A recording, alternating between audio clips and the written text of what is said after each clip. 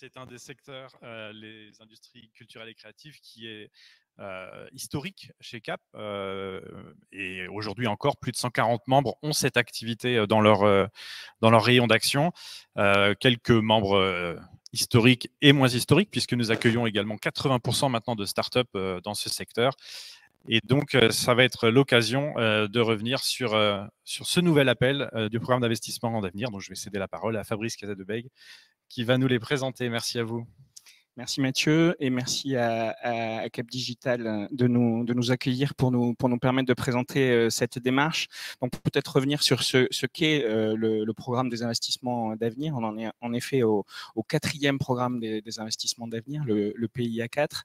C'est une démarche en fait de projection du pays dans l'avenir, de recherche de l'innovation. Il s'agit d'aider en fait les acteurs à s'arracher un peu à la tyrannie du court terme, qui fait que bien souvent on est le nez rivé sur la reproduction de l'existant, la survie demain, alors que il faut souvent, pour survivre après-demain et encore après-demain, se projeter.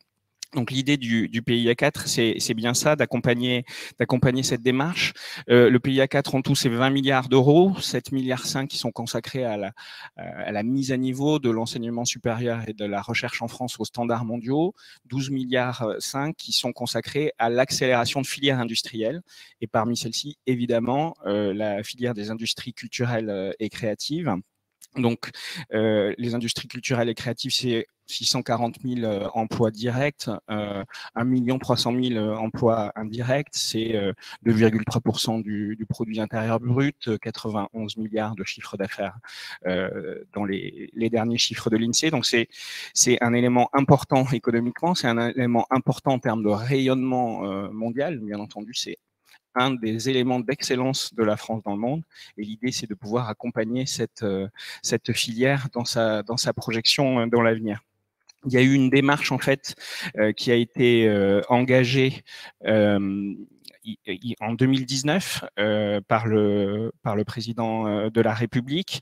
L'idée était de rassembler ce qui apparaît parfois comme une filière qui est un peu segmentée en silos, de la faire se rencontrer, de la faire prendre conscience des défis communs qu'elle avait à relever, et de l'associer aussi à la définition de la manière dont on pouvait la projeter dans l'avenir.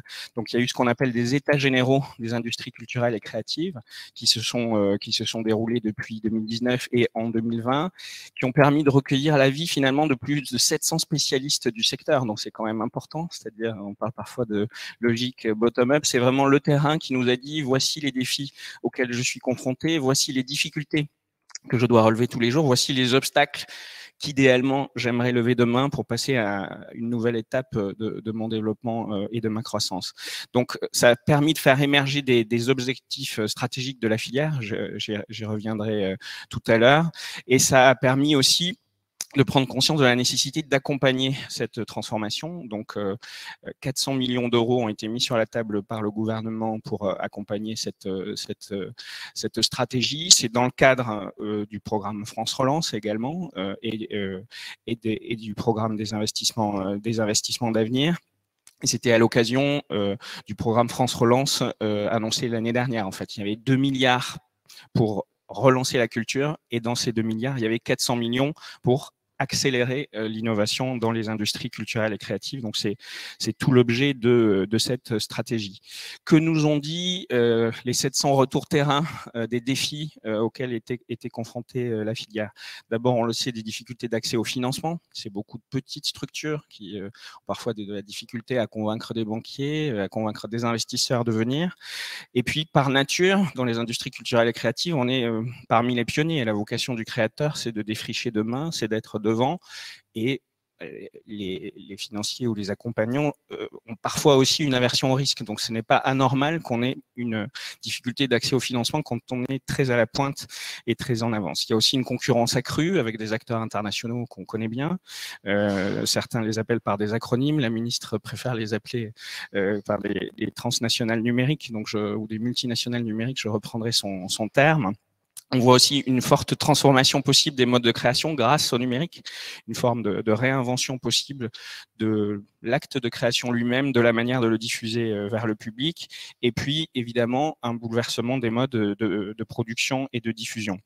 Donc, tous ces défis à relever nous ont amené en fait à définir une stratégie qui a 5 axes.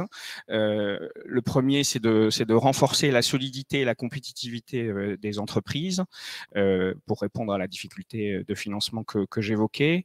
Le deuxième, c'est de faire en sorte que la France puisse se hisser au premier rang de la nouvelle économie numérique en matière culturelle. Donc, là, l'idée, c'est vraiment de tirer tout le parti possible de la réalité virtuelle, de la réalité augmentée, de l'immersivité. On a vu avec certains événements récents que cette question de l'immersif était sans doute un des éléments de développement importants pour nos ICC. Il y a aussi une dimension de projection à l'international. C'est le troisième axe de la stratégie. Comment renforcer la place des industries culturelles à l'international? La culture française rayonne, les œuvres ont toujours rayonné, la langue française rayonne. Comment faire en sorte que les industries culturelles et créatives rayonnent aussi au plan international? Et puis un enjeu important en France, sur le territoire, de faire en sorte que les dynamiques territoriales soient aussi irriguées par la stratégie. Et dernier point, un enjeu de développement durable, à la fois sur le volet environnemental, mais vraiment pas seulement, sur tous les volets du développement durable, aussi sur la question de la responsabilité sociale, des problématiques d'égalité, de diversité. Il y a sans doute des éléments qui doivent nous accompagner dans cette projection. Alors j'ai oublié de dire l'essentiel, c'est quoi les ICC? C'est très vaste hein, dans l'ensemble des domaines, puisqu'on a aussi bien l'audiovisuel, vous êtes de France Télé, le cinéma, le patrimoine, les musées, la mode, le design, l'architecture, les métiers d'art, la mode, la communication, l'ensemble du spectacle vivant. Donc c'est une dimension impressionnante, le nombre d'acteurs concernés. Et l'idée, c'est à la fois d'avoir une logique transversale qui puisse irriguer chacun, et aussi parfois, plus exceptionnellement, d'avoir des dispositifs dédiés à certains d'entre eux. Ce sera le cas de certains des appels à projets qu'on présentera tout à l'heure. Mais je laisse peut-être maintenant Maude, qui est un des opérateurs, puisque la Caisse des dépôts Banque des territoires est un des 3 opérateurs de notre stratégie. Il y a aussi BPI France, il y a aussi l'Institut du financement du cinéma et des industries culturelles, l'IFSIC, qui nous accompagne. Mais sur les mesures qu'on va vous présenter aujourd'hui, c'est la Caisse qui était à la manœuvre, donc je laisse Maude nous expliquer son action dans ces domaines. Bonjour. Merci Fabrice. Bonjour Mathieu. Merci à tous. Donc en effet, la Banque des territoires est et pour rappel, est un des acteurs importants du développement territorial en France. On accompagne les collectivités dans leur transformation digitale, durable. On est un des acteurs importants aussi du plan de relance, puisque on va financer sur fonds propres 20 milliards sur les 100 milliards qui ont été annoncés par le gouvernement. Et on est un des opérateurs historiques du programme des investissements d'avenir, puisque on gère aujourd'hui à peu près 11 milliards et plus de 35 actions. Donc, voilà, on est là depuis 2010. Dans la culture également, on a été opérateur historique. On a monté d'ailleurs une équipe complètement dédiée à la culture et à ces enjeux de transformation culturelle. On a commencé en 2012 par un premier programme qui était un programme surtout lié aux enjeux de numérisation. Il fallait accélérer le développement des actifs immatériels. Et donc là, on a travaillé avec des acteurs aussi prestigieux que le Centre Pompidou, la Bibliothèque nationale de France, Gaumont. On a contribué à numériser des centaines de milliers d'œuvres et un très grand nombre de collections. Et c'est vrai qu'après ce programme, on s'était dit, bon, ben voilà, maintenant on a des actifs immatériels, les enjeux, ça va être de les valoriser. Il y avait de nouveaux enjeux de nouveaux marchés qui en même temps impliquaient le besoin de savoir-faire culturel, métier culturel, des marques et puis d'autres parts technologiques. Donc on s'est dit, on a créé du coup en 2017 l'AMI Culture, Patrimoine et Numérique, qui est 100 millions d'euros de fonds propres pour créer des joint ventures ou des sociétés de projets associant acteurs publics et privés qui s'associent justement pour attaquer de nouveaux marchés et des projets qui vont valoriser le patrimoine et la culture à l'ère du digital. Donc, on a par exemple donc, des entreprises culturelles qui apportent leur marque, leur savoir-faire, aussi des actifs hein, et puis des acteurs technologiques qui vont les aider à attaquer ces nouveaux marchés. On a créé, par exemple, dans ce sens, le Grand Palais Immersif, hein, dans le cadre de l'AMI Culture Numérique et Patrimoine. On a fait aujourd'hui, on a 13 participations. On a fait la Philharmonie des enfants, enfin de très, très beaux projets. Et on a justement été très précurseurs sur tous les marchés des expériences immersives. Et là, aujourd'hui, on est évidemment sur le PIA 4 maintenant, sur plus un programme de subvention qui est sur le développement des usages aussi et l'accélération des transformations digitales et écologiques, mais surtout dans l'aval aussi sur le développement des usages. Donc, c'est très complémentaire en fait aussi avec l'ensemble des actions en fonds propres qu'on mène avec le ministère de la Culture étroitement et le secrétariat général à l'investissement. Avant de laisser la parole et de découvrir, aller dans le vif du sujet de nos 4 appels à projets, je vais vous parler des grands principes du PIA parce que ça va être c'est important pour comprendre ce qui est attendu dans le cadre de ce programme et qu'on va retrouver dans chacun des appels à projets. Le PIA, comme on l'a dit depuis ce matin, c'est vraiment financer l'innovation. Innovation, qu'elle soit technologique, innovation d'usage, innovation de modèle économique. C'est innovation au sens large, mais on va être extrêmement, un des critères les plus importants, c'est l'innovation. Donc, on n'est pas là pour financer des choses, voilà, qui sont là aussi, on est plutôt dans de l'innovation forte, c'est-à-dire qui va pouvoir créer un impact derrière sur la filière.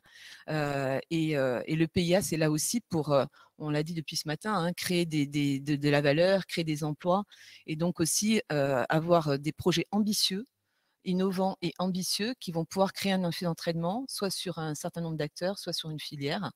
Donc ça, je pense que c'est important déjà de comprendre ce premier point. Après, c'est vrai qu'un autre point important du PIA, c'est qu'on va aussi aider les acteurs à travailler différemment.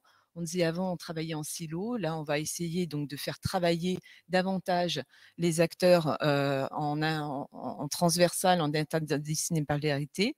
Et puis aussi, justement, rapprocher les acteurs publics et privés. Hein, ça, c'est important de pouvoir, ces nouvelles manières de travailler en mode projet, parce qu'on a de plus en plus on est de plus en plus sur des problèmes complexes qui nécessitent de multicompétences et on ne peut plus aujourd'hui résoudre un problème seul. On est souvent obligé d'avoir des expertises technologiques et métiers ou créer de la valeur en essayant de voir ce que font d'autres et qu'on ne fait peut-être pas et qui pourrait nous apporter aussi beaucoup de bénéfices. Donc, on est vraiment dans cette dynamique aussi d'accompagner les acteurs à la transformation de la manière dans laquelle ils travaillent et aussi de créer des activités comme on le fait dans l'AMI, en projet, en mode projet, où pour un projet, on va associer un certain nombre de compétences et d'acteurs autour d'un appel ou d'une action qu'on va mener.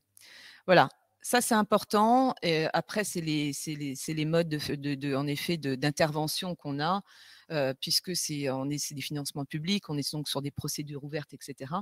Mais je pensais que c'était important de rappeler ces 2 points sur le critère innovant, la collaboration et puis peut-être dernier point, le caractère sélectif du PIA. On n'est pas dans une logique d'aménagement du territoire sur ce programme, même si évidemment on va essayer de travailler, on va essayer d'accompagner les acteurs pour que chaque territoire soit représenté parce qu'on est quand même l'État et on a quand même ce souci de l'équité des territoires, mais on est quand même sur du sélectif. Ça veut dire quoi? C'est-à-dire qu'on va vraiment choisir les projets sur des critères d'innovation, sur les critères que je vous ai cités.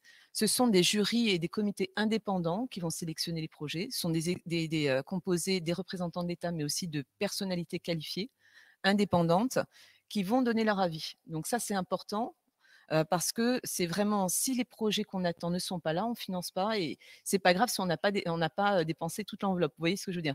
On préfère être ambitieux et sélectif plutôt que de se dire, voilà, on a cette enveloppe, après, on sait que de toute façon, il y aura d'autres besoins, on les mettra ailleurs. Vous voyez ce que je veux dire? Mais ça, c'est important de comprendre ça parce que on est dans cette logique qui est un peu différente et qui a l'objectif justement de créer de l'impact et de l'accélération pour demain. Voilà.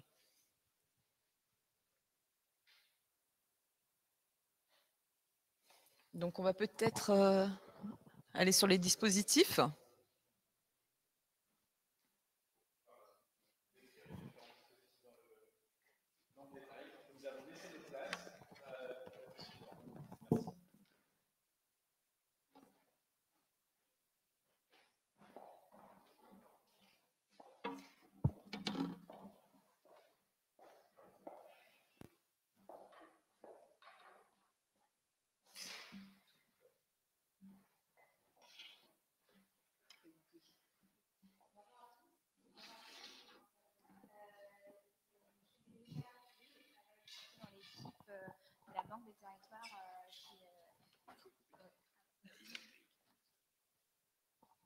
petits problèmes techniques.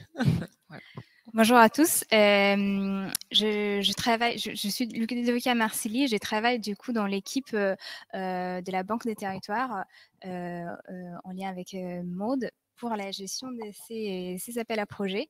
Et nous allons du coup maintenant présenter en détail les 4 dispositifs du PIA 4 Culture qui ont été lancés début septembre. Il s'agit de 4 appels à projets, appels à manifestation d'intérêt qui soutiennent en subvention la transformation numérique et écologique des industries culturelles et créatives. On va parler en détail de l'appel à manifestation d'intérêt solutions de billetterie innovantes, l'appel à projet expérience augmentée du spectacle vivant et numérisation du patrimoine et de l'architecture, ainsi que de l'appel à projet alternatives vertes.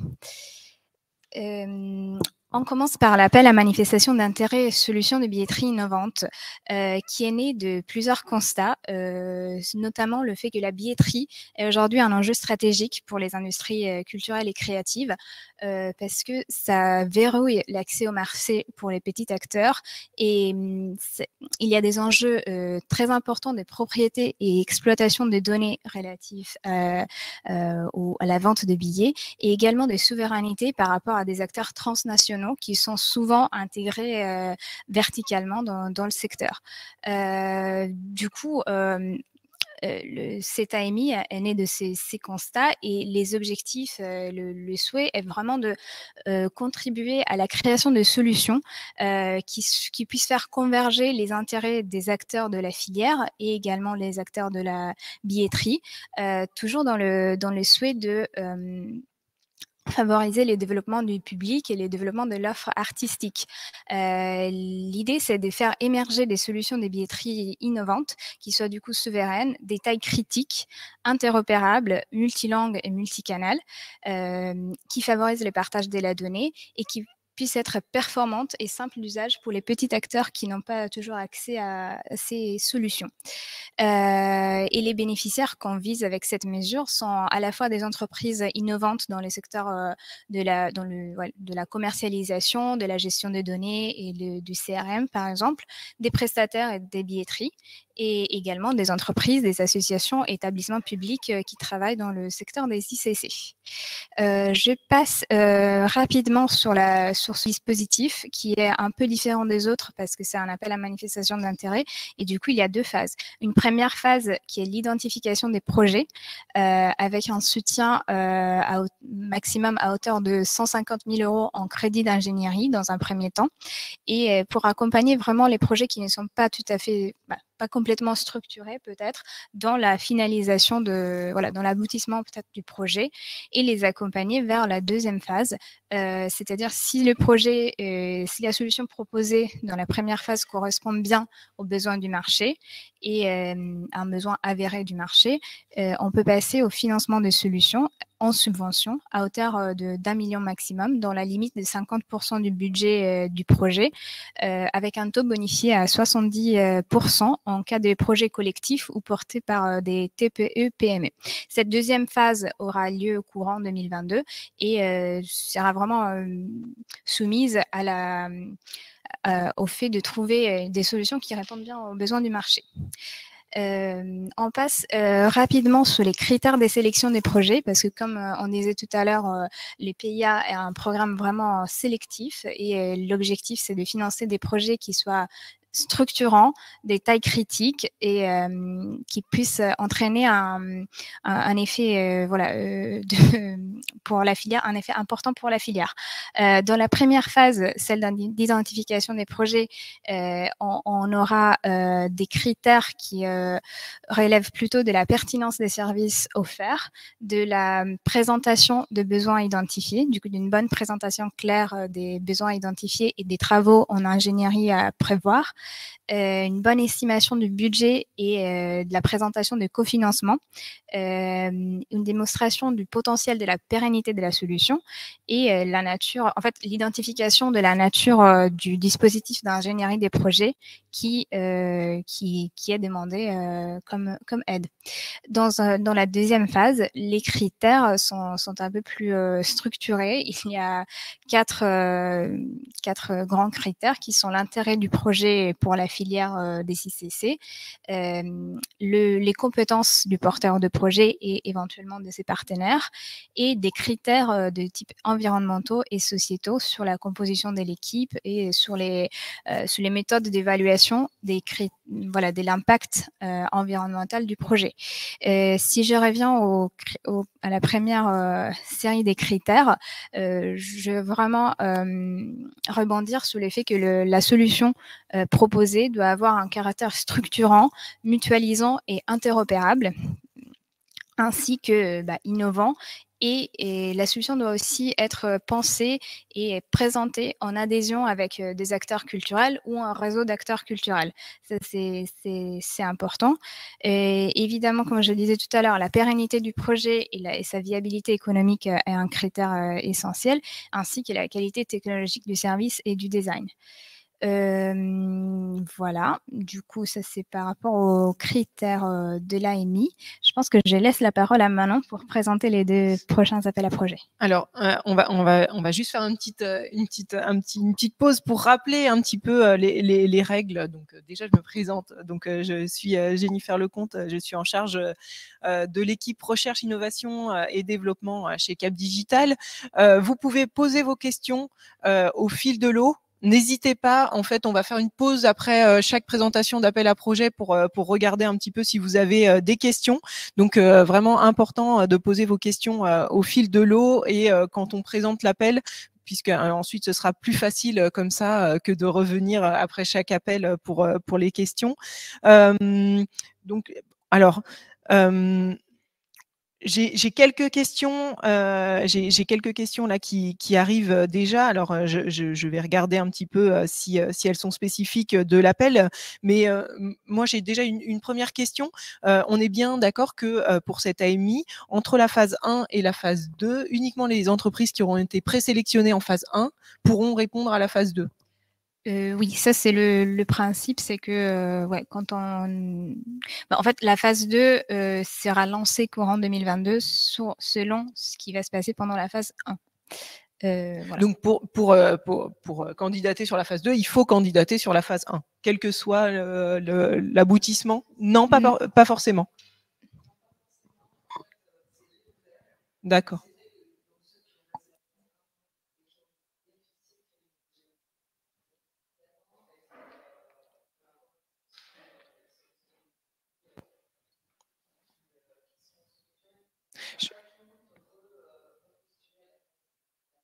Ok. Alors je vais évidemment répéter parce que vous non mais comme on n'avait pas de micro, c'est notre faute, pas de problème.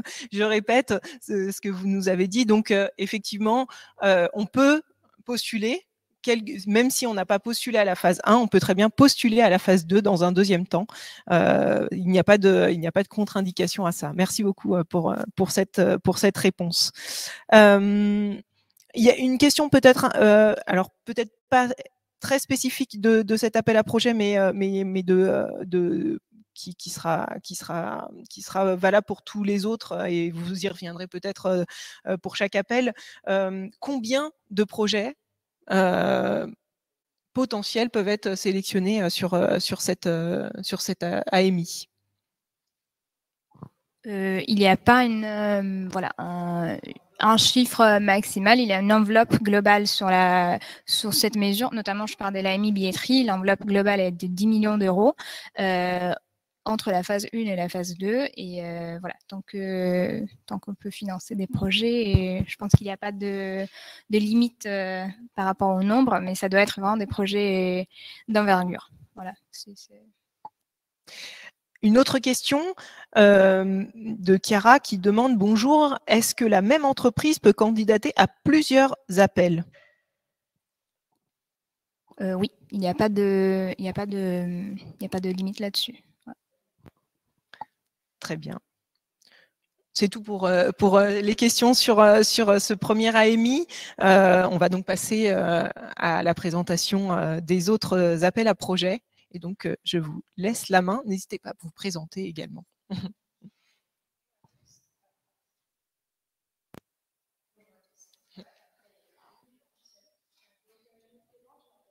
Je suis chargée de projet PIA, Culture, Patrimoine et Numérique au sein de la Banque des Territoires.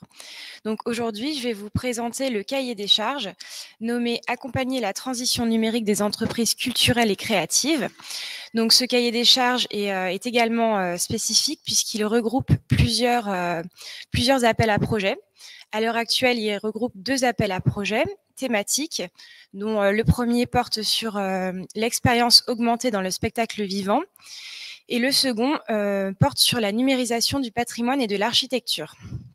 Donc, ce cahier des charges, il est né du constat de l'évolution des pratiques culturelles dominantes, notamment vers l'écoute musicale ou encore le visionnage de vidéos et de jeux vidéo et les jeux vidéo, mais aussi du constat de nouvelles perspectives permises par les technologies immersives ou encore l'intelligence artificielle. De ce fait, l'État et plus spécifiquement le ministère de la Culture ont voulu accompagner le secteur à s'adapter vers ces nouveaux usages et ces nouveaux modes de diffusion.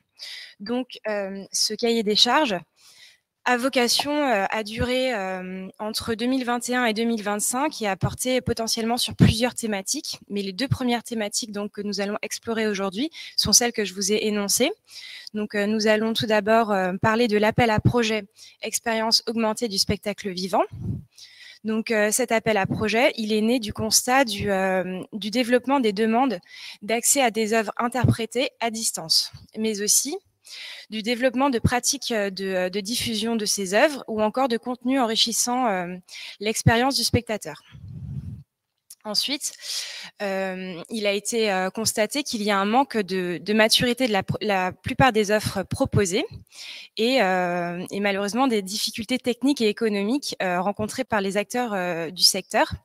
Donc, de ce fait, plusieurs objectifs ont été dégagés et on a voulu créer un appel à projet qui permettrait de soutenir les investissements pour la transposition des techniques audiovisuelles ou encore le développement de nouvelles technologies, ce qui permettrait de donner des moyens aux acteurs culturels de, par exemple, développer de nouveaux outils de diffusion au service de la création, ou encore de rapprocher les structures culturelles d'entreprises technologiques et de développer de nouveaux modèles économiques, de diversifier les propositions artistiques ou encore d'élargir la fréquentation des lieux culturels.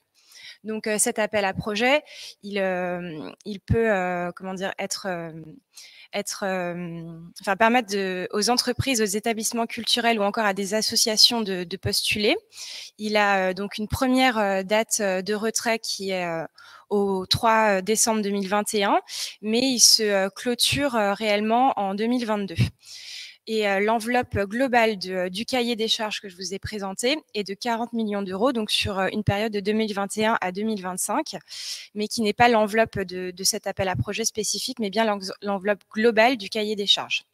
Donc, cet appel à projet, il a vocation à financer certains types de projets et nous avons voulu donner des exemples des projets que l'on cherche à financer, mais la liste que l'on a publiée sur le cahier des charges n'est pas limitative.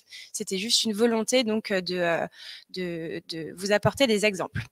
Donc, par exemple, cet appel à projet pourrait financer des projets ayant vocation à renforcer les liens entre les artistes et les spectateurs à distance, ou encore à faciliter la mise en relation des acteurs du secteur, par exemple des producteurs, des programmateurs, des compagnies ou encore des acteurs, mais aussi à démocratiser le live stream pour tous les artistes, ou encore à gérer et à enrichir les données, les métadonnées issues de ces nouveaux objets.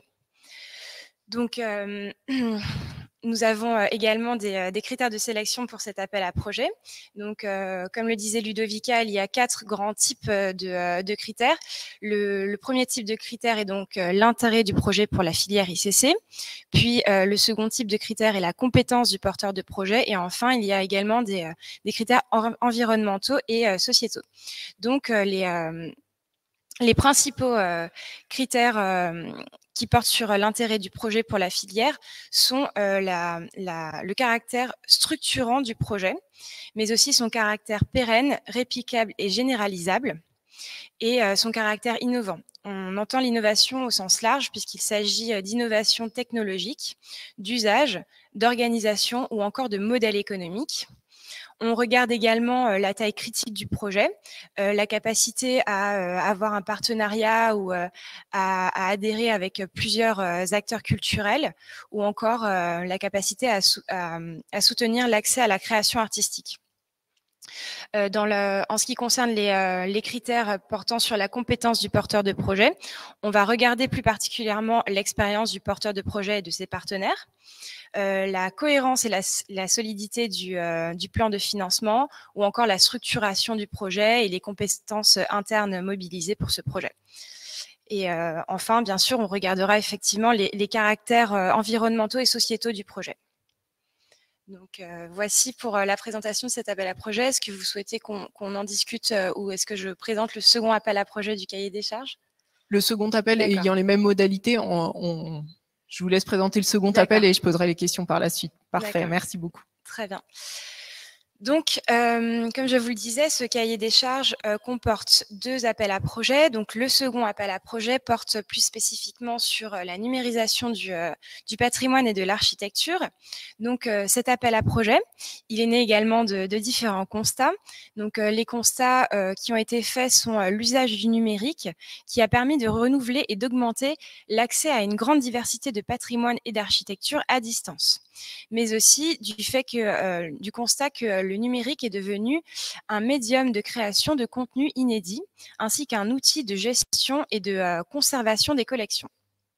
Donc, de ces constats, on a voulu intervenir et permettre de répandre les nouveaux usages permis par le numérique auprès des acteurs de la filière, ce qui permettra en fait de soutenir les professionnels dans leur mission de mise en valeur du patrimoine et des archives et d'enrichir l'expérience des visiteurs et potentiellement de développer les publics.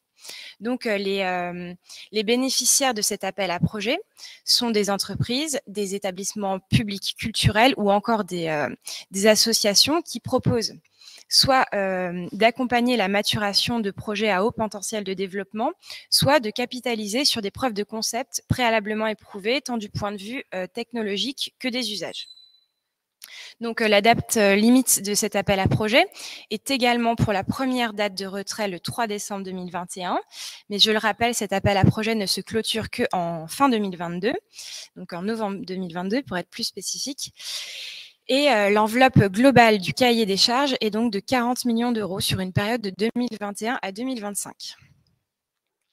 Donc, cet appel à projet, tout comme le précédent, peut obtenir un soutien maximal de 2 millions d'euros par projet, dans la limite des 50% du budget total. Donc, on a également voulu vous apporter des exemples de projets que l'on peut financer via cet appel à projet. Donc, je rappelle que cette liste n'est pas limitative. Donc, par exemple, dans le secteur des archives, nous pourrions soutenir des projets ayant vocation à simplifier les processus de numérisation et de transcription d'archives et de documentation, ou encore des projets ayant vocation à aider à la conception et à la mise à disposition d'outils de gestion de collections et de fonds, afin notamment de suivre l'état de conservation de ces collections et de ces fonds, ou encore des projets capables de partager des données et des images relatives aux collections et aux fonds en respectant les normes de standard de leur domaine. Et enfin, des projets permettant l'industrialisation de l'utilisation de l'intelligence artificielle. Donc, ces projets ont également des critères on va également avoir des critères de sélection pour les projets présentés dans le cadre de cet appel à projet numérisation du patrimoine et de l'architecture. Les catégories de critères restent les mêmes, donc l'intérêt du projet pour la filière ICC, la compétence du porteur de projet ou encore des critères environnementaux et sociétaux. Mais je ne vais pas répéter ces critères puisqu'ils sont vraiment exactement les mêmes que pour l'appel à projet précédent, puisqu'ils font partie du même cahier des charges. Voilà. Parfait, merci beaucoup. Donc, on va passer aux questions. Une première question de Mathieu, qui a d'ailleurs plusieurs questions. La première, c'est quels seraient les attendus sur la taille des groupements qui s'associent pour une réponse ? Je pense qu'il n'y a pas de taille particulière attendue. La question porte sur le nombre de personnes ou porteurs de projet. Oui, je pense que plus globalement, hein, puisque le reste des questions portent également sur cette constitution de consortium qui pourrait répondre à ces appels à projets.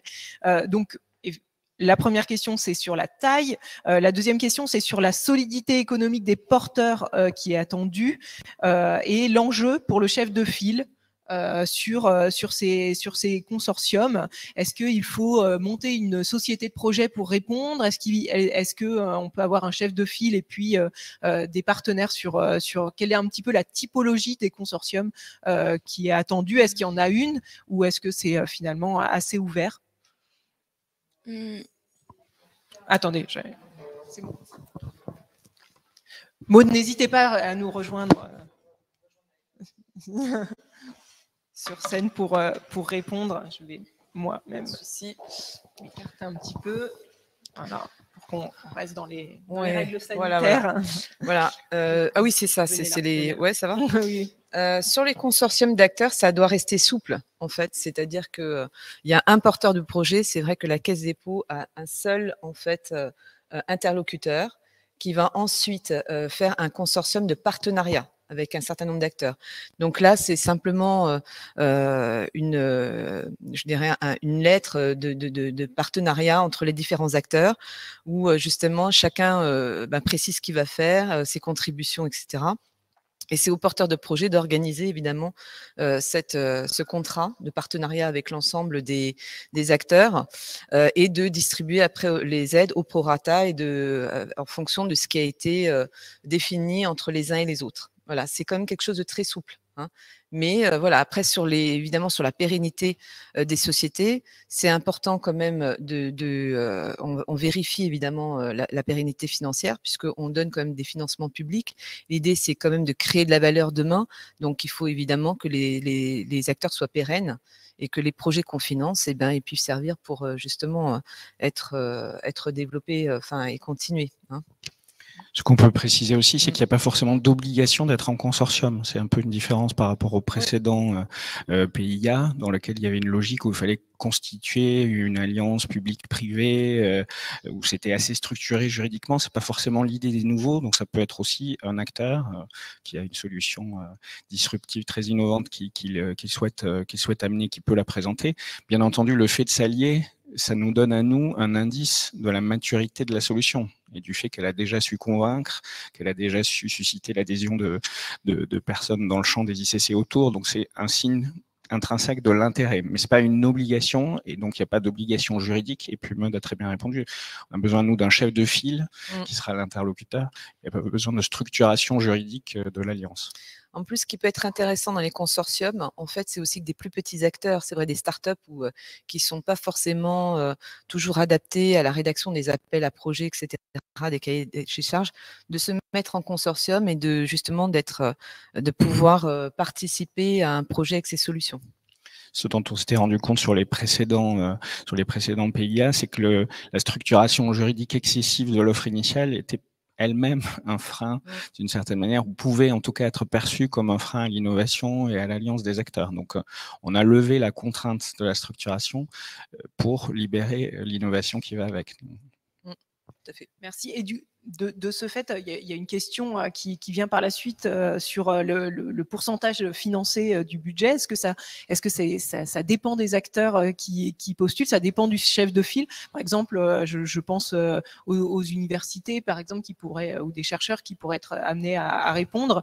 Est-ce que le financement pourrait monter à plus de 50% si c'est porté par des structures publiques? Ce qui a été évoqué dans les cahiers des charges, c'est que la règle, c'est plutôt 50% et qu'on peut monter jusqu'à 70% dans le cas de projets collectifs, associant des petites structures.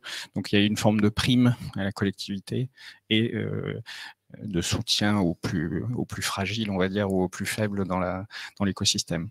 Après, on est soumis à la réglementation d'aide d'État, donc européenne. Hein. Donc, du coup, ça sera des taux en fonction entre les entreprises et les associations, les acteurs publics. On a des taux différents, mais on sera soumis à cette réglementation. Et c'est dans le cadre de la convention qu'on voit l'ensemble de ces aspects avec le chef de file et l'impact sur l'ensemble des partenaires du consortium, s'il y en a un. Et je reviens sur un point aussi concernant les porteurs de projets. C'est vrai que les appels à projets, finalement, sont disponible pour les grandes entreprises. Est-ce que ces appels à projets, est-ce qu'une grande entreprise peut être soit dans un consortium, soit chef de file sur ces appels à projets? Évidemment. Évidemment, les grandes entreprises ne sont pas interdites d'innovation, bien au contraire. Donc, tout ce qui est approche nouvelle au sein de la grande structure pourra tout aussi bien être soutenu. Non, pas de censure, pas d'autocensure. L'important, c'est la qualité des projets. Hein. Je pense l'ambition, la qualité des projets. Après, en effet, que ce soit des grands ou des petits, c'est pas en fait, enfin, c'est pas un critère. Voilà, exactement. Très bien. Merci beaucoup.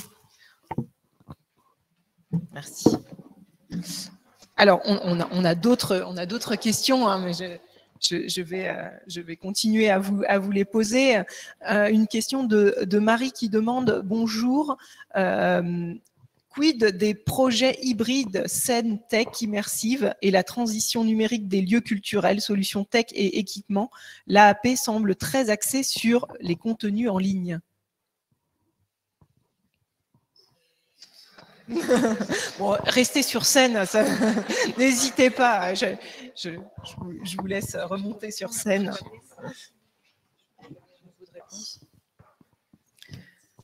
Je suis pas sûr que le cahier des charges soit très centré simplement sur les solutions en ligne. En fait, c'est une lecture un peu restreinte. Non, enfin, tout ce qui a été évoqué, est possible. Quand on dit expérience augmentée du spectacle vivant, quand on dit numérisation du patrimoine et de l'architecture, c'est très vaste. Donc, ça peut être la manière dont se réinvente la relation avec le public, ça peut être la manière dont l'œuvre elle-même prend de nouvelles dimensions. Après, la question, j'ai l'impression, est-ce que c'est ça aussi? Est-ce qu'on finance une œuvre immersive? Là, on est plutôt axé sur les solutions. Donc, ça peut être une solution avec un spectacle, enfin, qui va travailler avec un acteur culturel et à partir d'une œuvre. Mais c'est pas l'œuvre, en fait, l'objet de cet appel à projet, c'est pas l'œuvre, la création numérique. Je pense qu'il y a d'autres appels à projets du ministère qui vont aller dans ce sens. On est en train de travailler justement sur la question des œuvres innovantes et voilà. Nous, il faut quand même que ce soit lié à une solution ou à des solutions, donc soit d'expérience immersive, soit de captation. Après, ça peut prendre évidemment son usage dans le cadre de spectacles ou d'acteurs culturels. Mais on est bien sur les solutions, il faut que ça soit lié à des solutions innovantes.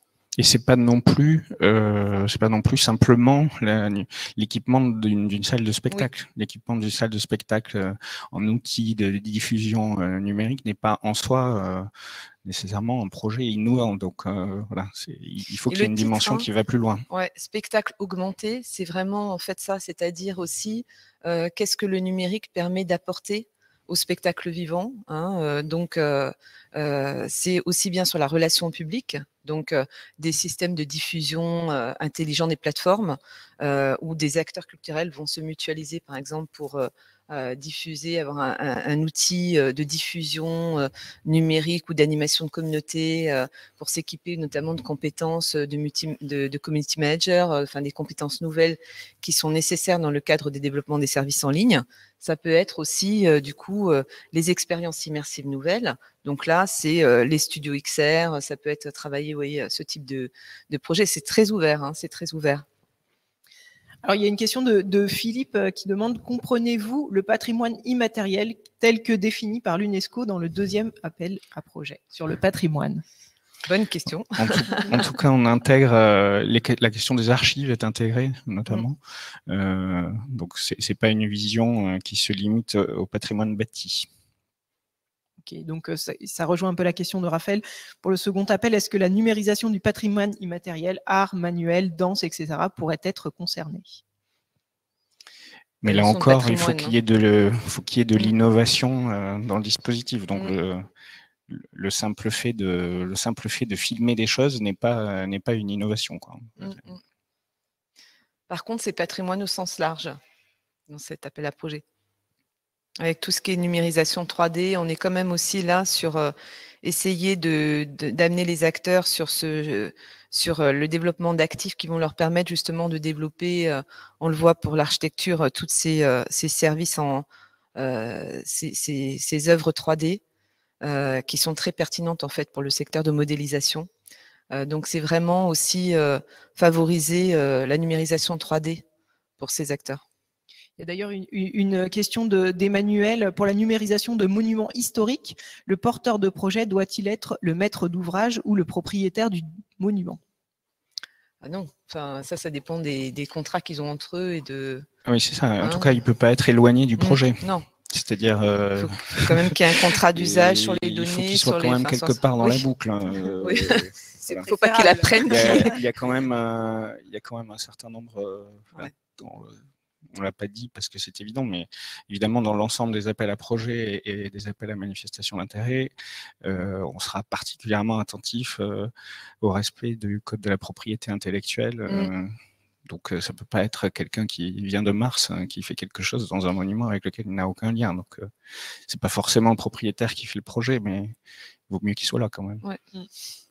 Alors, il y a une question également d'Emmanuel sur qui est financé. Est-ce que c'est ceux qui développent ces solutions ou est-ce que ça peut être les établissements qui mettent en œuvre ces solutions? Est-ce que les deux peuvent être financés dans le cadre de ces appels à projets? En tout cas, dans ceux qui peuvent déposer les dossiers, c'est très ouvert, encore une fois. Il n'y a pas d'obligation de consortium. Peuvent déposer les dossiers des entreprises privées, peuvent déposer les dossiers des établissements publics culturels, peuvent déposer les dossiers des associations, pourvu qu'elles soient suffisamment structurées. Donc, la question de qui on finance dépend aussi du projet qui nous est présenté, d'une certaine manière. Par exemple, si un musée veut numériser ses œuvres, il peut répondre seul, avec un sous-traitant qui numériserait ses œuvres, ou en consortium avec une personne capable technologiquement de numériser les œuvres. Une société qui est capable de le faire, oui, tout à fait. Absolument. Pourvu que ce soit innovant.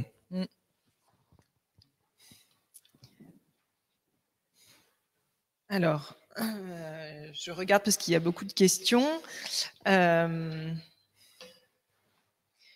Alors, il y a une suggestion de Philippe qu'on vous fera passer sur la production d'une plateforme d'échange, j'imagine, de matchmaking peut-être entre des acteurs qui voudraient s'associer dans un consortium, donc qui aimerait peut-être, si vous n'êtes pas porteur vous-même d'une solution, mais que vous souhaitez vous inclure dans un consortium. Si cette plateforme n'existe pas, en tous les cas, n'hésitez pas à nous contacter chez Cap Digital. On a également de bons acteurs. Si vous souhaitez être juste membre d'un consortium mais pas forcément porter un projet, on peut également vous aider à rejoindre un consortium. Donc, on invite les personnes qui seraient intéressées à contacter nos référents pour ce faire. Oui, juste une remarque sur ce point. Je pense que c'est toujours important de savoir ce que le virtuel peut apporter au physique, si j'ose dire, ou au présentiel. Je pense que le virtuel peut compléter des alliances existantes humaines qui existent déjà, mais je pense qu'il faut quand même que les gens se rencontrent pour faire des projets, pour que ce soit un peu plus approfondi, pour qu'il y ait moins d'incompréhension. Il faut quand même un moment qu'il y ait une rencontre physique, je pense. Oui, ça n'empêche pas. Ça n'empêche pas. Une question de Hugues Vinet pour l'appel numérisation.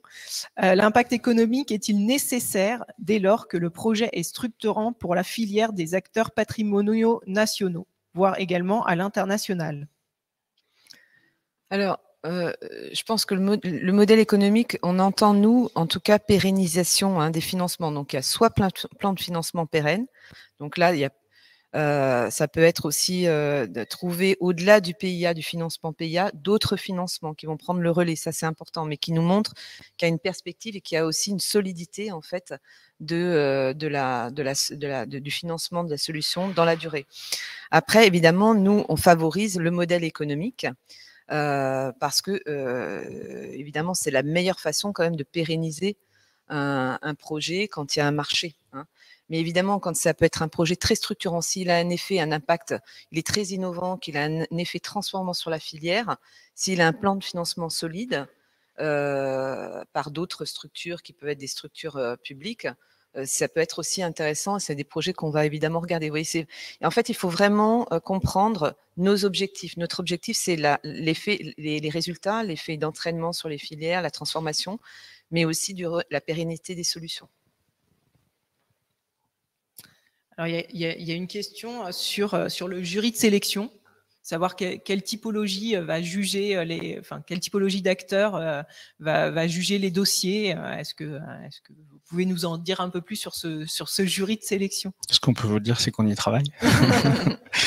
L'idée, c'est que ce soit des spécialistes des questions qui aident à prendre les bonnes décisions. Voilà, ils seront spécifiques à chacun, bien entendu. Hein. Il y a des représentants de l'État, bien sûr, le ministère, et ça c'est important aussi pour être garant qu'on est bien dans les objectifs attendus aussi de ce qu'on finance. Et puis des personnalités qualifiées qui sont des experts et qui sont sans conflit d'intérêt avec les appels à projets qu'on lance. Merci. Souvent, des fois aussi avec une dimension internationale. Voilà, parce que l'important aussi, c'est on ait des solutions innovantes, qui soient compétitives. Comme tu parlais de la concurrence accrue, on se positionne évidemment dans un contexte international. Et l'objectif, c'est aussi d'avoir des solutions qui puissent rayonner et donc qui puissent aussi faire rayonner notre culture à l'international. Donc, c'est important aussi de se placer dans ce contexte. Alors, une autre question de Marie sur un dossier qui permettrait de créer une solution technologique innovante pour les théâtres. Est-ce que si un théâtre décide de répondre, est-ce qu'il faut qu'il ait avant identifié le partenaire technologique qui s'associerait, ou est-ce que l'idée de la technologie, sans avoir forcément identifié le bon partenaire lors du dépôt, est-ce que c'est possible? Je pense que c'est aussi pour la sélection du partenaire qui nécessite des fois un marché. Voilà. Ça, on nous l'a posé aussi la question sur numérisation du patrimoine et de l'architecture. C'est-à-dire qu'en effet, comme il y a quelques mois pour répondre à l'appel à projet, est-ce qu'on est obligé d'avoir passé le marché? L'avoir passé, non. L'identifier me semble nécessaire. C'est-à-dire, parce que c'est très dépendant après du résultat que vous allez avoir et de l'innovation, des choix technologiques faits par le partenaire. Donc, c'est important aussi de les préciser, ces choix technologiques. Je suis d'accord. Là, on est sur un appel à projet, là, pas simplement sur un appel à manifestation d'intérêt pour lequel on pourrait avoir une solution technologique pas encore identifiée. Là, on a besoin quand même de savoir un peu plus précisément ce dont on parle. Parce que ça change beaucoup de choses. Hein. D'une solution à une autre, les choix technologiques, la pérennité des technologies qui ont été choisies, le caractère innovant, le caractère de vont dépendre du partenaire qui sera choisi. Donc, que le marché soit passé, c'est pas important. En revanche, qu'il soit identifié me semble important. Une question de Yacine. Bonjour, vous parlez beaucoup de numérisation d'assets. Quid des animations et de la capacité de virtualiser les mouvements avec de l'IA pour permettre des expériences AR, VR, XR? Est-ce que c'est un axe qui rentre dans l'appel à projet? Tout à fait. C'est le spectacle vivant augmenté pour moi. Une question sur la partie des critères environnementaux et sociétaux, savoir comment est-ce qu'ils vont être évalués dans les dossiers. J'imagine pour les porteurs de projets, c'est comment mettre en avant ces développements à l'intérieur et comment est-ce qu'ils vont être finalement vérifiés lors de la sélection. Alors, il faut se reporter au cahier des charges, puisqu'il y a une partie très précise sur les exigences en matière environnementale et sociétale. Donc, c'est assez indiqué. Il faut être capable de fournir un petit peu un certain nombre d'indicateurs qui vont montrer où on en est, à la fois en termes de composition de l'équipe. Les équipes paritaires bénéficieront de bonus. Les équipes incluant des personnes en situation de handicap bénéficieront aussi de bonus, les deux pouvant éventuellement se cumuler. Puis après, il y a tout ce qui concerne, en fait, on a repris la taxonomie européenne sur les critères environnementaux. Et donc, il faudra démontrer que les projets fait sa contribution en termes d'atténuation du changement climatique, d'adaptation au changement climatique, d'utilisation durable, de transition vers une économie circulaire. Donc en gros, on a repris l'ensemble de la typologie européenne sur ces questions de développement durable, et le projet doit nous montrer en quoi il y contribue.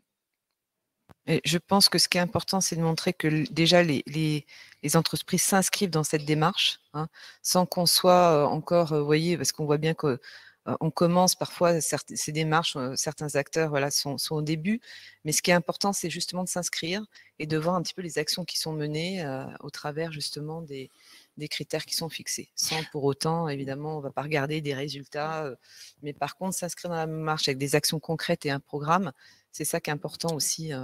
Et dans le processus même de développement, dans les différentes étapes du développement. Peut-être pour être un peu plus concret dans ma réponse, parce que là, c'était des items un peu de principe, on va dire. La manière dont ça peut se traduire dans le projet lui-même, ça peut être un sujet d'efficacité énergétique, ça peut être un sujet d'économie des ressources, ça peut être un sujet de réduction d'émissions carbone, ça peut être un sujet de recyclabilité, de limitation de gestion des déchets, de respect de la biodiversité. Bon, ça dépend vraiment des projets. C'est assez varié. Tout au long de leur processus. Exactement. Quel objectif ils fixent, ça ne veut pas dire qu'ils réalisent tout de suite.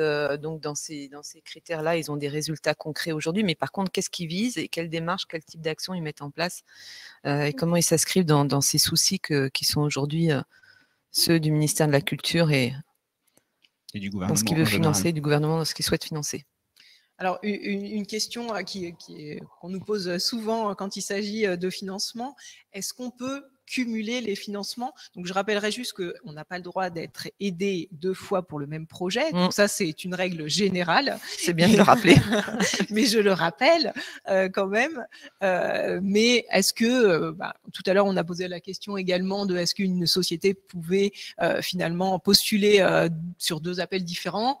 Donc, est-ce que c'est possible? Quelle est votre position sur cette question du cumul de financement ou du cumul de propositions à ces appels à projets sur la culture?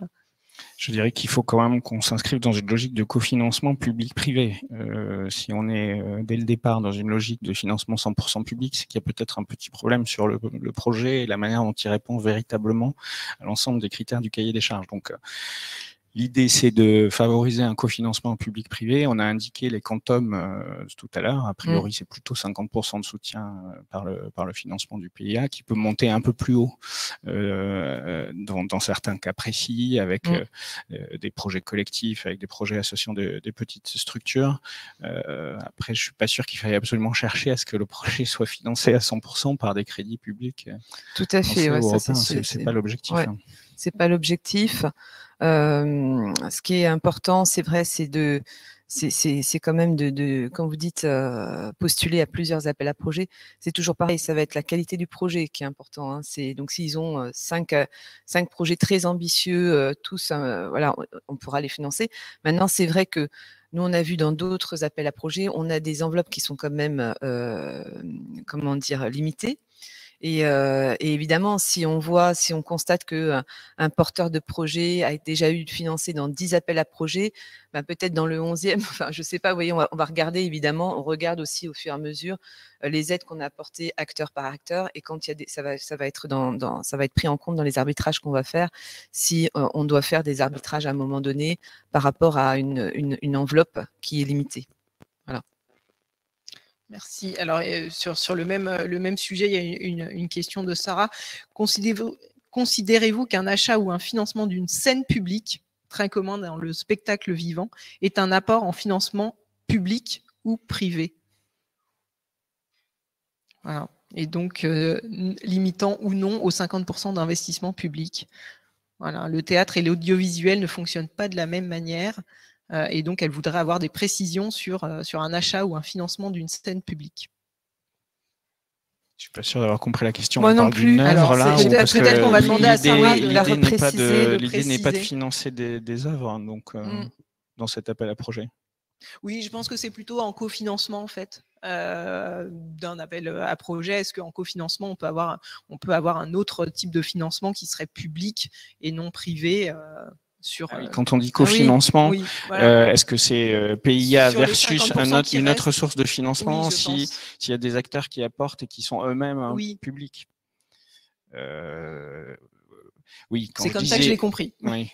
Quand je disais cofinancement, c'est plutôt en effet PIA versus d'autres apporteurs de financement plutôt privé, mais en effet, c'est pas forcément choquant si un autre acteur public et qui n'est pas dans la logique du soutien à l'investissement et à l'innovation apporte un financement. Mais on va quand même chercher après une solution réplicable, duplicable, qui peut être un peu structurante pour le secteur. Donc, c'est pour ça qu'à un moment, il faut quand même, a priori, qu'il y ait du financement privé qui vienne. Mais... Alors, Sarah a apporté une précision en disant qu'elle parlait d'un préachat, un projet qui serait finalement porté par lauréat d'un appel à projet. Peut-il possiblement être vendu à une scène publique ? J'imagine en préachat pour venir cofinancer les 50% du projet qui resterait. Alors là, on va faire l'appel à un ami. Ce sera plutôt l'appel à la fac, puisque en gros, on l'a pas encore précisé, mais il y aura pour les questions très précises qui nécessitent des esprits affûtés et peut-être mieux réveillés que moi ce matin. On aura une foire aux questions qui sera sur le site de la Caisse, sur laquelle les questions un peu pointues, qui nécessitent peut-être une analyse juridique, économique un peu plus détaillée, puissent être développées. Donc, je propose qu'on ajoute cette question à la fac et qu'on commence à préparer la réponse. Et on va vous donner le lien du site. Pour la fac. Pour précision, on transmettra évidemment toutes les questions qui sont dans la partie questions et qui viendront alimenter le FAQ sur ces différents appels. Donc, ne vous inquiétez pas, même si je n'ai pas relayé votre question et qu'on n'a pas répondu à votre question, on les relaiera pour que vous puissiez avoir votre réponse dans le FAQ des appels à projets. Tout à fait. Si vous voulez, le site internet où vous pouvez donc poser vos questions est déjà, en fait, la FAQ est déjà ouverte. Et le site internet, c'est CDC Investissement d'Avenir, achat public. Donc, vous tapez ces mots dans votre barre de recherche et vous allez tomber sur le lien qu'on vous a mis ici.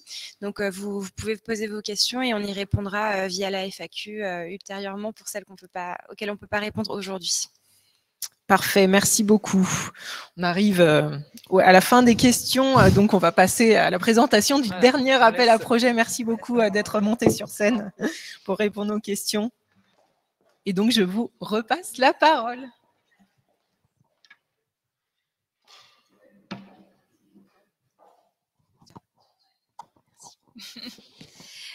Du coup, merci beaucoup. On passe du coup au dernier appel à projet dont on va parler ce matin, qui est l'appel à projet Alternative Verte.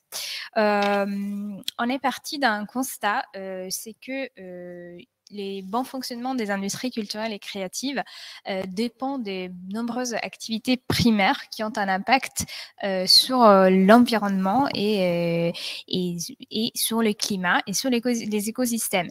Et que malgré un volontarisme assez important des acteurs de la filière, il n'y a pas assez de solutions vertes et innovantes qui soient répandues et qui soient généralisées. Du coup, l'objectif de cet appel à projet, c'est vraiment de soutenir des projets concrets qui puissent proposer au secteur des alternatives vertes, innovantes et généralisables. Du coup, faire émerger des solutions techniques et des processus verts dans les pratiques de la culture à tous les niveaux de la chaîne de valeur, de favoriser des nouveaux usages plus durables dans le secteur culturel et de permettre la généralisation de ces solutions. Cet appel à projet, du coup, s'adresse vraiment aux entreprises, aux associations et aux opérateurs culturels qui portent un projet d'expérimentation, d'amélioration ou d'innovation, voire des ruptures technologiques par rapport aux alternatives vertes et aux bénéfices de la transition écologique. Cet appel à projet se clôture le 3 décembre 2021 et l'enveloppe globale de la mesure est de 10 millions d'euros. Ce qui s'est traduit par un soutien maximum par projet à hauteur de 500 000 euros, dans la limite de 50% du budget total du projet, taux bonifié à 70%, comme on disait tout à l'heure, pour des projets collectifs ou portés par des TPME ou de petites structures. On vous fournit ici des exemples de champs d'expérimentation et d'innovation qu'on peut traiter dans le cadre de cet appel à projet. Ce n'est pas une liste exhaustive, comme je disais maintenant tout à l'heure pour les deux autres, mais ça peut, vu que le champ est assez large, parce que les secteurs ICC, genre les secteurs sont plusieurs, c'est intéressant d'en citer quelques-uns. Du coup, pour ce qui est de la production cinématographique et audiovisuelle, l'appel à projet peut financer des projets qui visent à rendre les tournages plus verts, dans le sens où à réduire l'impact environnemental des tournages, du coup. Dans ce qui est l'architecture et les patrimoines, on vise à financer des solutions qui améliorent les processus de conception architecturale et voilà, pour amplifier les performances environnementales d'une construction. Dans le secteur muséographie, des musées, des expositions, les soutiens des expérimentations de modèles durables concernant les décors, les scénographies, etc. Dans la mode, du coup, les soutiens à l'émergence des projets des surcyclages, et dans la musique et les spectacles vivants, la création à la fois de modèles d'opéra vert ou de spectacles verts, mais également tout ce qui est la création de la filière des recyclages pour les supports numériques, les CD, les vinyles, etc. Voilà, je rappelle que cette liste n'est pas exhaustive. Si on passe aux critères, on va passer rapidement sur les critères parce qu'on en a déjà parlé pour les autres appels à projets. Pour tout ce qui est voilà, les caractères structurants, innovants, réplicables et généralisables, je vais peut-être m'attarder un peu plus sur les critères environnementaux, vu que l'appel à projet voilà, s'appelle Alternative verte. Comme le disait Fabrice tout à l'heure, les critères qu'on va prendre en compte, c'est la façon dont le porteur de projet présentera les moyens et les méthodologies d'évaluation et d'optimisation de l'impact environnemental du projet. Et il faut vraiment que ça explicite la contribution à la transition écologique et selon les axes de la taxonomie européenne. Du coup, et voilà, on parle à la fois de l'atténuation du changement climatique, l'adaptation au changement climatique, l'utilisation durable et la protection des ressources aquatiques et marins, la transition vers l'économie circulaire, la prévention et réduction de la pollution et la protection et restauration de la biodiversité. Et dernièrement, on va regarder la pertinence et l'efficacité et l'ambition aussi des moyens mis en œuvre pour produire cette évaluation et cette évaluation d'impact. Voilà. Je vous présente ici un rétro-planning du coup des 4 premiers dispositifs pour faire un résumé de tout ce qu'on s'est dit ce matin, qui vous donne vraiment la temporalité des clôtures de ces appels à projets. Et je propose de passer rapidement sur les modalités des dépôts des candidatures. Voilà, comme ça, c'est très technique, mais c'est important. Pour déposer du coup votre candidature, vous pouvez vous rendre sur la plateforme achatpublic.com en tapant cdcinvestissementdavenir.achatpublic.com. Télécharger le cahier des charges en créant un compte. Du coup, créer les comptes et télécharger les cahiers des charges relatifs à l'appel à projet qui vous concerne. Dans un deuxième temps, télécharger les modèles de dossiers des candidatures et ses annexes qui seront disponibles très prochainement sur le site. Compléter vos dossiers de candidature par rapport au modèle fourni et déposer le dossier toujours sur la plateforme achat public avant la date des clôtures, la date et l'heure de clôture de l'appel à projet en question. Nous vous invitons vraiment très chaleureusement à utiliser la foire aux questions qui est disponible à la page de chaque appel à projet, appel à manifestation d'intérêt, qui est à entière disposition des candidats. Et vous pouvez y retrouver les questions des autres candidats aussi. Du coup, ça contribue à l'intelligence collective par rapport à ces appels à projets. Pour résumer, on a les 4 dispositifs. Vous trouverez les liens d'accès au cahier des charges dans cette slide et les dates des clôtures des candidatures. Et on vous invite également à vous inscrire au webinaire des présentations détaillée de chaque appel à projet. Il y en aura 4 du coup. Pour l'AMI, solution de billetterie innovante, le rendez-vous est lundi 4 octobre à 15h30. Pour Alternative Verte, c'est vendredi 8 octobre à 10h. Et pour l'appel à projet expérience augmentée du spectacle vivant, ça sera le lundi 11 octobre à 15h. Et pour numérisation du patrimoine et de l'architecture, mercredi 13 octobre à 10h. Voilà, du coup, oui, je pense que je laisse la parole à Manon pour présenter l'équipe.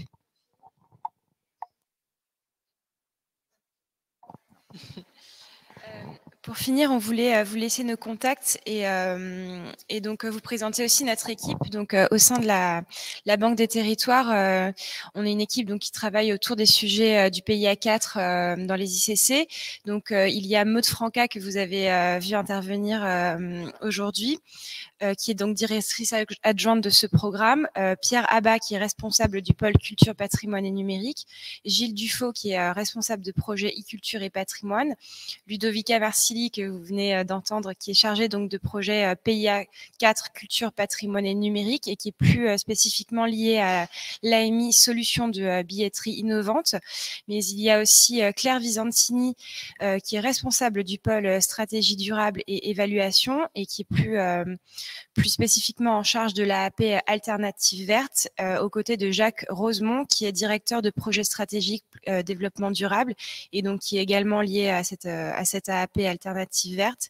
Et enfin, moi-même, Manon Ayala, donc chargée de projet PIA 4 culture, patrimoine et numérique, et plus spécifiquement en charge des AAP expérience augmentée du spectacle vivant et numérisation du patrimoine et de l'architecture. Donc, on vous a laissé nos contacts. N'hésitez pas à nous contacter par email pour toute question ou sollicitation. On sera ravis de vous répondre. Alors, il y a quelques questions sur le dernier appel à projet. Donc, une question de Mathieu qui fait remarquer que la filière du numérique est très polluante. Et est-ce que c'est vraiment ça qui est visé dans l'appel à projet alternative verte ? Alors ça, c'est un aspect, un volet, je pense, de l'appel à projet. C'est sûr de trouver des solutions qui puissent répondre, qui puissent réduire l'empreinte carbone des solutions numériques proposées. Oui, tout à fait. L'appel à projet, le cahier des charges est assez large, assez vaste. Du coup, je pense que oui. Ça peut être. Donc une question peut-être plus spécifique de Bruno. Ah, vous voulez intervenir ? Je vous en prie, je vous en prie. Préciser peut-être que pour cet appel à projet, on est, Maud a évoqué un peu plus tôt dans le webinaire tout à l'heure le fait que l'innovation n'était pas nécessairement technologique, et en particulier sur cet appel à projet, c'est pas forcément des solutions technologiques qui vont apporter des solutions. Donc ça peut être aussi de l'innovation, de gouvernance, d'organisation, de modèle économique, du bon sens. Effectivement, et il n'y a pas que le sujet numérique qui est exploré. Comment on réduit l'empreinte carbone d'un festival, c'est une question majeure, je pense, que tous les organisateurs de festivals se posent. Comment on fait pour faire venir de l'énergie renouvelable pour faire en sorte que le festival fonctionne? Comment on gère la gestion des déchets quand des dizaines de milliers de personnes sont sur un endroit donné? C'est une question très concrète. C'est pas forcément de la technologie. Il y a des choses à inventer manifestement qui n'existent pas aujourd'hui. Tout le monde cherche ce Graal-là. On voudrait accélérer cette recherche du Graal. Puis après, on est aussi dans les processus créatifs, à la fois dans le spectacle vivant, par définition, le spectacle est temporaire. Comment on intègre la dimension de la durabilité, du développement durable, du recyclable, de l'éco-conception à ce projet, idem avec une exposition temporaire du musée. Comment on fait pour mettre du durable dans un processus de production culturelle qui lui-même est temporaire. Donc ça, c'est des questions complexes. Je sais que dans toutes les institutions culturelles de ce pays, tout le monde y réfléchit. Je sais que certaines institutions culturelles mettent plus de moyens humains, j'allais dire, pour se dédier à ces questions. Il faut que des esprits créatifs et inventifs nous aident à trouver des solutions dans ce système. Donc sur cet appel à projet, on est peut-être un peu plus loin du numérique que sur les précédents éléments dont on a parlé. Et on veut soutenir aussi de l'expérimentation l'expérimentation. Donc là, on ne sera pas forcément tout de suite dans la logique de la rentabilité ou du modèle économique. Là, c'est vraiment un appel aux bonnes volontés, à l'inventivité, à la créativité des esprits pour résoudre un problème complexe. Et on sait bien que tous les acteurs de terrain ont cette difficulté technique et se demandent tous, mais comment on fait pour mieux intégrer le développement durable à notre production culturelle. Alors, peut-être c'est aussi de favoriser la mutualisation des acteurs sur ces sujets. Excusez-moi, ça ne marche pas bien. Mutualiser, oui, amener les acteurs à mutualiser des solutions et en effet à essayer de travailler ensemble, puisqu'on sait que là, les sujets, chacun a le même besoin et parfois c'est plus simple aussi d'un point de vue économique, mais aussi d'organisation, de mutualiser des solutions. Alors, normalement, ça devrait fonctionner. Voilà, il refonctionne. Donc, vous avez partiellement répondu, je pense à la question, notamment une question qui était sur est-ce que finalement utiliser à bon escient le low-tech et le high-tech à un moment, est-ce que ça répond, ça peut répondre à la question du coup de l'impact environnemental. Oui, on n'est pas du tout dans le high-tech là, hein, dans cette, enfin, en tout cas pas nécessairement. S'il y a du high-tech qui permet de répondre à la question, magnifique, mais je pense qu'on est en effet plutôt dans du low-tech, mais du high bon sens, hein, si j'ose dire. Donc là aussi, hein, vous avez partiellement répondu, mais je repose la question de Bruno. Est-ce que le développement de solutions digitales pour apprendre à jouer de la musique à destination de l'éducation nationale peuvent être prises en compte, d'autant plus qu'elles soient développées avec une approche éco-responsable ? Donc, est-ce que finalement, est-ce que si le sujet c'est une initiation, une acculturation à l'éco-responsabilité via un processus culturel, musical, est-ce que ça peut rentrer dans cet appel à projet, ou est-ce que c'est pas l'enjeu de l'appel alternative verte? Je l'ai compris comme ça, mais peut-être que c'est mon interprétation. Je ne veux pas forcément que les initiatives intéressantes se censurent par une réponse trop fermée de ma part. Donc je vais dire pourquoi pas, mais je ne suis pas sûr d'avoir compris complètement la question. Mais Moi aussi, puisque je pense ce qui est important, je pense aussi, c'est vraiment, même si c'est des expérimentations, de voir un petit peu les objectifs d'impact qu'elles visent. Hein. Ça va être justement, quand même, on demande le dispositif d'évaluation. Ça sera quand même aussi pris en compte, c'est-à-dire qu'en effet, c'est créativité, etc. Mais après, derrière, c'est quel est l'impact visé possible avec la applicabilité de ces procédures. Donc après, bon. Et après, voilà, si la démarche de transmission démontre qu'elle répond à un problème de développement durable qui n'était pas traité précédemment, pourquoi pas. Faudra peut-être qu'on ait un exemple un peu plus précis pour poursuivre avec la fac ou des échanges plus directs, mais pourquoi pas. Enfin, encore une fois, l'idée, c'est vraiment, c'est un appel à la créativité, aux idées intelligentes, au bon sens, en action sur le terrain. Et c'est pas forcément des solutions forcément coûteuses. S'il y a une solution qui est pas très coûteuse, mais auquel quelqu'un a pensé à un endroit du territoire et qu'on pourrait généraliser, pourquoi pas. Donc, la réponse serait plutôt ne vous censurez pas avant. Il y a également une question, j'imagine, d'un chercheur qui demande si un projet soumis au PIA 4 peut s'appuyer sur les travaux précédents terminés d'un projet de recherche ANR et accompagner ainsi le consortium dans sa phase d'amélioration, de renforcement et de déploiement à plus grande échelle. C'est-à-dire que là, ce serait une recherche amont qui peut aider en fait à apporter des solutions peut-être dans un consortium et à déployer peut-être ce qui a été mis au point pendant ce projet de recherche. A priori, c'est pas incompatible. J'allais dire peut-être même au contraire, c'est-à-dire dans l'évolution des dispositifs du PIA, on s'est progressivement rapproché de l'utilisateur final, si j'ose dire. Donc, il y a eu une phase où on était très en amont des process, vraiment dans la recherche. Là, avec le PIA 4, on est plutôt dans l'idée de l'amorçage de solutions concrètes. Donc, si une recherche précédente a pu aboutir à l'élaboration d'une solution, mais qui n'est pas encore déployée, puisqu'on est quand même, nous, dans une logique d'amorçage. Mais le fait qu'il y ait une recherche préalable à une solution ne la rend pas non nouvelle, hein, si elle n'a pas encore été mise en œuvre. Donc, le fait d'avoir fait des recherches avant, financées dans le cadre de l'ANR, n'est pas en soi quelque chose qui empêche de candidater à nos appels à projets, pourvu que la solution issue en partie de ces travaux de recherche n'ait pas encore, elle, été déployée et développée. Donc, puisqu'il y a cette quand même logique d'amorçage qu'on doit accompagner. Donc, je ne sais pas si c'est clair comme réponse, mais... Je trouve ça assez clair pour ma part. Ben voilà, on arrive à l'issue de ces questions. Merci beaucoup d'y avoir répondu. Merci beaucoup d'être intervenu lors de ce webinaire. Je vais juste conclure pour... Hop, je vais reprendre la petite bête. Merci beaucoup. Et je vais conclure... côté Cap Digital pour vous rappeler que nous accompagnons tous les projets de recherche qui souhaiteraient déposer des dossiers. Donc, c'est juste un petit rappel de notre accompagnement. Donc, la sensibilisation, hein, c'est ce qu'on est en train de faire aujourd'hui grâce à vous.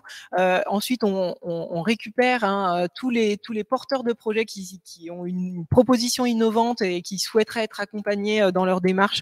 N'hésitez pas à nous contacter. On peut faire un premier diagnostic avec vous pour voir si votre projet est bien en adéquation avec les attentes des différents appels à projets. Donc, on est là pour ça. On digère les appels à projets pour être sûr que votre projet corresponde bien. On peut faire également de la mise en relation. C'est ce que je disais tout à l'heure sur la constitution des consortiums. N'hésitez pas à nous contacter si jamais vous voulez rejoindre un consortium, même si vous voulez pas être le porteur. De la même manière, si vous voulez être porteur d'un consortium mais que vous n'avez pas encore trouvé les partenaires adéquats, n'hésitez pas à nous contacter également. Nous sommes donc un pôle assez large. On a également des universitaires et des collectivités et également des musées qui sont dans notre réseau. Donc, n'hésitez pas à nous contacter pour ça. Et ensuite, on peut continuer, si vous déposez vraiment votre projet en amont, à expertiser votre projet. Le but de ces expertises par notre réseau d'experts, qui est un réseau d'experts de professionnels, est capable de regarder un petit peu, de décortiquer votre projet et peut-être de mettre en lumière les points forts et les points faibles pour pouvoir renforcer votre dossier en amont de la soumission de ce dossier sur le site de la Caisse des dépôts. Donc, n'hésitez pas à nous solliciter pour ça. Et puis, si votre projet est d'un bon niveau, on vous décernera également un label qui est notre preuve, notre gage de qualité du dossier et qui est reconnu par les financeurs, évidemment. Puis ensuite, une mise en visibilité, un suivi, une valorisation. Donc, n'hésitez pas à nous contacter. Je rappelle juste l'équipe qui est ici chez Cap Digital derrière cette recherche, cette innovation et ce développement. Donc, moi-même, Christelle Ayache, ma collègue qui était en ligne avec nous et qui a répondu à vos questions en direct. Également, Julia qui s'occupe plus particulièrement des appels à projets européens et Philippe qui est toujours là en relation avec les académiques et les collectivités territoriales. Et pour nous contacter, on a mis en place un petit formulaire en ligne qui permet de donner un petit peu les grandes lignes de votre projet pour qu'on puisse ensuite vous contacter et vous aider au mieux sur votre projet. Et également, pour toute autre question, nous avons évidemment nos référents industrie culturelle et créative chez Cap Digital, donc Aurit Kutz, qui est responsable de la filière industrie culturelle et créative, donc n'hésitez pas à la solliciter. Et puis Stéphane Singier, qui était anciennement en charge de ces industries culturelles et créatives, qui est toujours très très impliqué et qui pourrait également vous aider si vous avez un projet à faire aussi émerger ce projet grâce à sa fabrique de l'innovation numérique. Donc, n'hésitez pas à les contacter également si vous avez un projet mature ou en cours de maturation.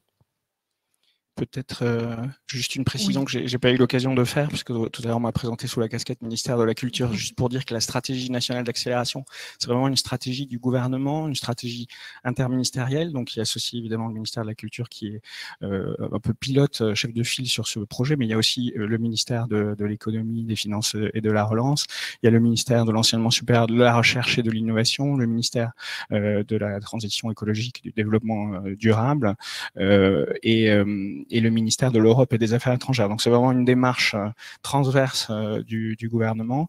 Peut-être préciser, donc il y a plusieurs dispositifs. Donc il y a les 4 appels à projets à manifestation d'intérêt qui ont été lancés et qu'on a présentés aujourd'hui. Il y a d'autres dispositifs de la stratégie qui sont déjà activés.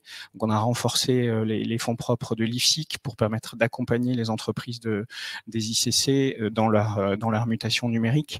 On a aussi ouvert avec BPI France un volet industrie culturelle et créative dans le concours Innove, avec 36 millions d'euros qui ont été mobilisés sur ce dispositif. Donc la stratégie vient simplement d'être annoncée. La ministre l'a annoncé au lancement du forum Entreprendre dans la culture mardi, cette semaine. Et il y a déjà 25% des crédits entre les 40 millions des AAP qu'on a présentés aujourd'hui, les 36 et les 25 de l'IFSIC, 101 millions de crédits qui sont déjà activés. C'est pour dire la volonté du gouvernement d'accélérer l'accélération, si j'ose dire. Donc il faut vraiment aller dans ce domaine. Et peut-être une mention d'un site qui n'est pas encore actif, mais qui le sera dans quelques jours, sur le site du ministère de la Culture, culture.gouv.fr. Il y aura un / stratégie ICC avec un S majuscule, un trait d'union avant ICC et ICC en majuscule, qui sera actif, je pense, dans quelques jours, sur lequel vous aurez à la fois le rappel de l'ensemble de la démarche et puis aussi tous les appels à projets, tous les concours ouverts, avec le nombre de jours qui vous restent pour candidater dans chacun, pour permettre à chacun de s'inscrire dans cette démarche. Et merci surtout à Cap Digital de nous avoir reçus aujourd'hui, parce que cette démarche, il faut qu'elle rayonne, il faut qu'elle soit connue. Donc vraiment, tous nos remerciements pour organiser ces moments qui permettent de faire connaître la démarche. Merci à vous. Et puis alors, ce sera peut-être ma dernière question. Effectivement, on a vu que les appels à projets qui étaient sortis, c'était des mesures 12, les mesures 17. Donc, on se dit qu'il doit y avoir la mesure 1, 2, 3, 4, 5, etc. Est-ce que vous pouvez nous en dire un petit peu plus sur le calendrier de sortie des différents appels sur ces différentes mesures ? Volontiers, donc les 400 millions, ça s'étend sur 5 ans, puisque la stratégie c'est 2021-2025. Effectivement, les premières mesures, c'est sur la structuration des fonds propres, donc la mesure IFSIC, c'est la mesure 1 pour le coup, les 25 millions de renforcement du FPI 9. Dans les prochaines semaines, on va travailler à un appel à projet sur la production culturelle elle-même, les œuvres, comment les nouvelles technologies peuvent modifier le processus créatif, donc les œuvres innovantes, le lien entre art et technologie, comment tout ça peut s'inventer. Donc il y aura un appel à projet spécifique là-dessus. On travaille aussi sur les sujets d'export, un programme d'immersion à l'international qu'on prépare. Tout au long du dernier trimestre, on va aussi travailler sur le volet territoire et sur le volet formation. Sur le volet territoire, la création de pôles d'excellence culturelle sur le territoire qui combinerait la logique formation, recherche, diffusion au public, écosystème d'entreprise pour en faire des outils de rayonnement à l'international, que l'étudiant du fin fond de la Chine qui veut faire cette spécialité se dise je dois aller là parce que dans le monde c'est là que ça se passe. On voudrait vraiment accompagner ce processus. Ça peut être dans les métiers d'art, ça peut être dans le spectacle vivant, le patrimoine, c'est très ouvert. Et aussi sur la logique des campus des métiers et des qualifications, comment on fait travailler ensemble l'enseignement supérieur et les entreprises débouchées d'emploi. Parce que la logique d'ensemble, c'est évidemment du rayonnement, mais c'est aussi de l'emploi, de la croissance. C'est ça qu'on poursuit. Et puis l'année prochaine, parce qu'on n'a pas des forces infinies, donc il faut quand même organiser le plan de charge. Les équipes, notamment de la DGMIC au ministère de la Culture, sont très très sollicitées. C'est aussi celle qui a organisé le forum Entreprendre dans la culture. On travaillera sur les data, c'est évidemment très stratégique, très très structurant. Notamment le partage de la data, ce sera dans nos projets 2022. Donc beaucoup de pain sur la planche, mais pour nous c'est pas grave. Ce qui compte, c'est que la filière puisse accélérer dans sa transformation et de son innovation.